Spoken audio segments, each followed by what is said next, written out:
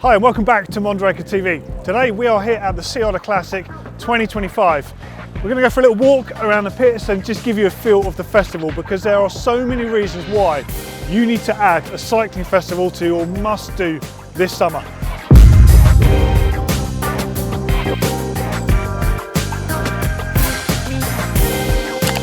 Right now this epitomises Sea Otter Classic. So we're just outside one of the booths. This one's Ibis Bikes. And they've got a little competition going on here with a classic 20-inch trials bike. So this bike was ridden by Andy Grayson on the David Letterman show on TV. And this is it. This is what bike festivals are all about. Get yourself to one. So why then should you go to a cycling festival this year? Well, because they're the best possible things you can do with your time. So there's many different events all over the world that you can go to. This one here in California is very much the start of the season. You've got Expo here. You can come and see the latest bikes from all the biggest brands around the world, obviously including ours. There's loads of people here. There's racing, you can demo the bikes, and you can just hang out and meet some of the coolest people. And just walking through the paddock here, we saw Giatton a minute ago, you never know who you're going to see. Now don't worry though, if you can't make it to an event like Sea Otter in the US, there's plenty of events in Europe and all over the world as well. So we have Sea Otter that also happens in Girona, which is an amazing event and a beautiful place. You must have seen Game of Thrones. There's loads of it that was actually filmed there. You also have Riva del Garda, which is a brilliant bike festival, and the Rock d'Azur. Make sure this year you try and get to one and you can just see some of this amazing stuff. So there really is something for everyone at these events. You've just seen these little kids ripping on the little pump track behind. You see old timers, you see everyone, gravel riders, mountain bikers, bike packers, it doesn't matter. Everything happens here. You've got to love it, it's great. Look at a paint job on that thing. That is unreal. Wow. I don't want to look at it too long though, because I don't want to catch road bike. I'm a mountain biker and a gravel rider. So let's go and find some more. This is an unexpected surprise. So this is a SRAM booth and a RockShox, loads of cool stuff. I can see one of our bikes on the back there. I didn't realise that one was here. Let's go and have a look. Now that's a completely different spec. They've obviously built this just for the SRAM booth. Foxy RR, I've got this model. In fact, the Foxy was the model that I actually fell in love with Mondraker in the first place, way back in 2012. I'm sure you've seen that video from me. But this is dripping in the new stuff. Check that out, it's got the new access post on here. Oh man, I need to get one of these in my life. That's so neat. The idea is you've got like a smaller stack height on the clamp there, and you're putting the electronic release mechanism down here. Looks super cool. Tell you what, I've got a pair of the Zeb Ultimate. So this is the Lyric, so less travel, a little less burly, but on a bike like this, I reckon that'd be amazing. So obviously my bike's got the Fox forks on, it doesn't have the RockShox, but I've got to say at the moment, I really like RockShox. And them. Now, I've never got around to having a pair of Chris King hubs myself. Now, Chris King hubs are widely regarded as the finest hubs you can get in cycling. They're the only ones that get better with age. They wear in. They're on my list. One day. So obviously this bike has got like the SRAM transmission on here, but something I think people have forgotten about with this, as well as having the UDH system for mounting the derailleurs directly to the frame, which is brilliant, is the fact that you can replace the parts on them. Now this is something that's been missed by many manufacturers for far too long. And I really love the fact they can do this. I mean, yes, it's super expensive, but they do this all the way down to the GX level, which is what I have on my bike. You can replace these outer plates, you can replace the inner ones, you can replace the cage. So if you do smash your bike up, smash that in a crash or whatever, you can rebuild them. That is like, I just love that sort of thing with tech. And one other thing as well is SRAM now have a cable actuated version. So if you're on a budget or you're not interested in electronic shifting, you can have the conventional one, but benefiting from the same exact construction. That is cool. That's thinking ahead. Idea for a workshop. That is super cool. Love that. And there it is. That is the cable actuated one. So pretty much bringing like old school technology bang up to date with the direct mounting system, replaceable parts. Like, I think it's absolutely brilliant. As you can see here are all the components of the mech itself. Showing you little plates and stuff that you can buy aftermarket if you manage to break them. How you doing? Nice to meet you. Likewise.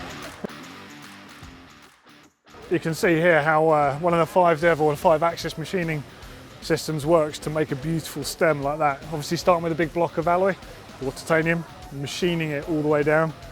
It's just so intricate. I love the stuff that these guys do. Have a look at that for a crank. That is just beautiful, man. I need to stop touching things I can't afford, I think. Walk past the booth, get a free drink, makes your day a bit better.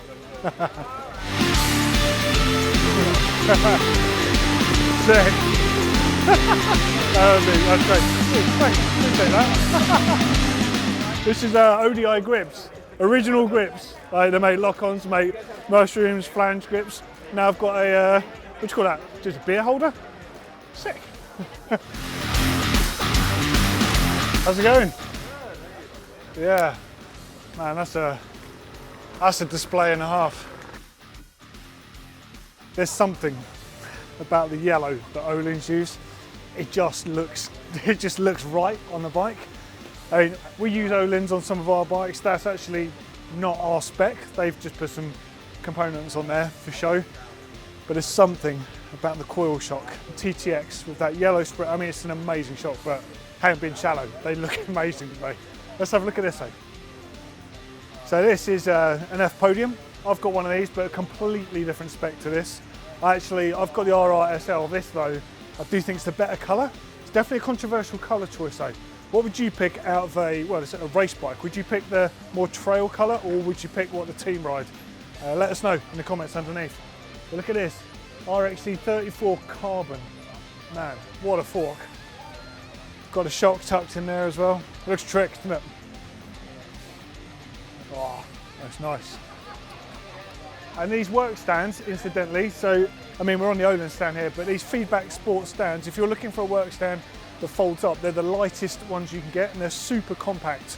I've actually got the heavy duty version of this, which is strong enough to easily hold e-bikes of all weights. So if you're looking for something that's easy to pack in the back of your van, your pickup truck, your car, portable work stand, they're the best. If you're looking for pro quality stands for your workshop, maybe look at Park. I hear Park have got something very cool. I'm going to go over there in a minute, check it out. So in case you've never seen how carbon frames are manufactured, they use a mould system. So you get the carbon, which is in pre-impregnated strips. So basically it has the epoxy, it has the carbon, and they will be laid up into a mould like this. But this mould is quite a special one. So traditionally, the big moulds, you put the carbon in, then you have a bladder system that goes on the inside, the mould is closed, the bladder is inflated to keep basically make sure the carbon stays in a correct place, and that entire mould will go in a giant oven. The thing that's really unique about this one that Ibis are using is this mould is self-heating. So that is a super cool way of doing things, completely different approach, and I think what they're trying to achieve with this is a more efficient way of making bikes. Of course, they can't do this on a large scale because it's a very expensive way of doing things, but cool to see the way that technology happens. Onwards. Coming from the UK, I really wish we had weather like this more and just had easier access to outdoor living. I'm loving like all the roof tents you can see on display. There's so many around the place, and all like this sort of utility vehicles everyone's driving.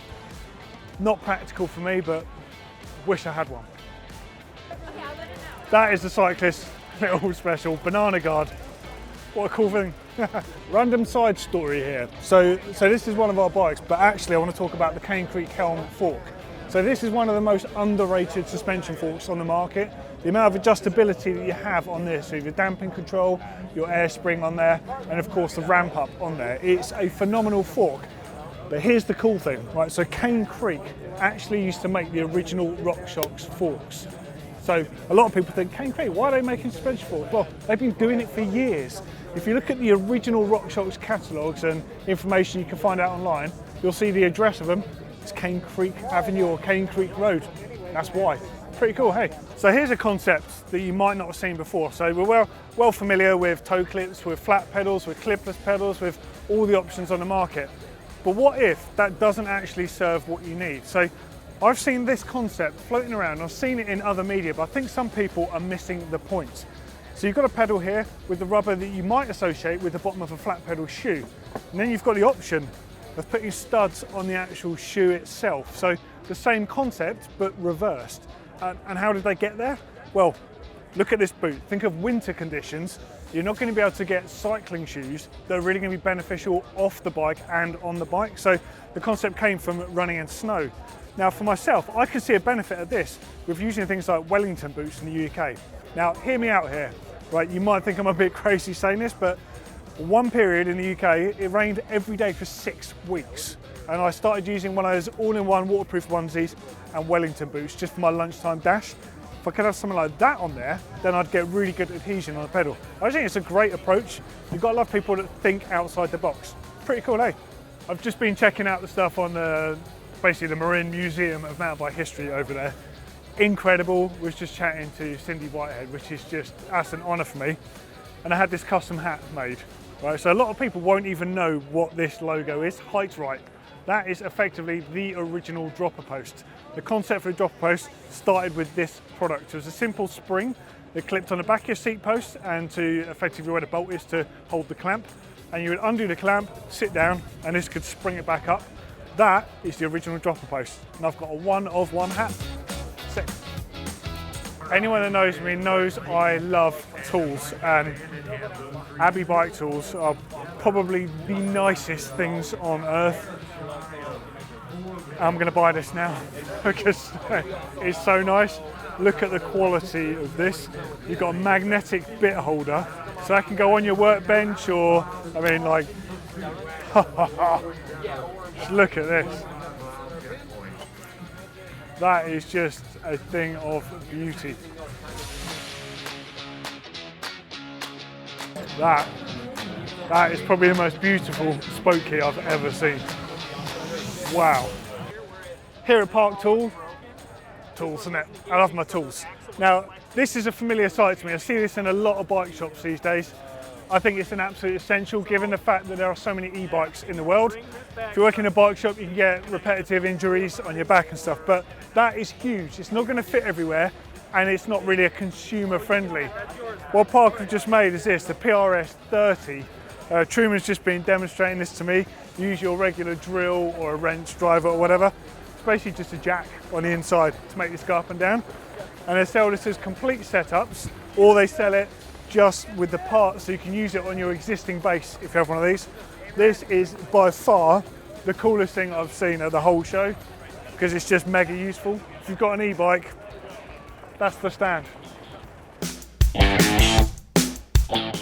Sea Otter Classic Slalom. Absolute classic event. Perfect at the end of the day. Cheeky cold beer.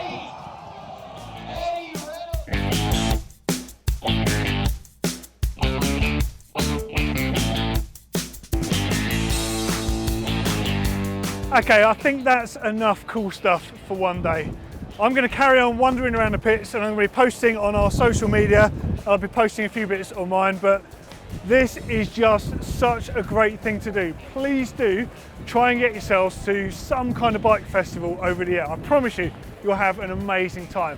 I'd love to know what you liked or laughed at most in this video. Let us know in the comments, and we'll see you in another video soon. Take care.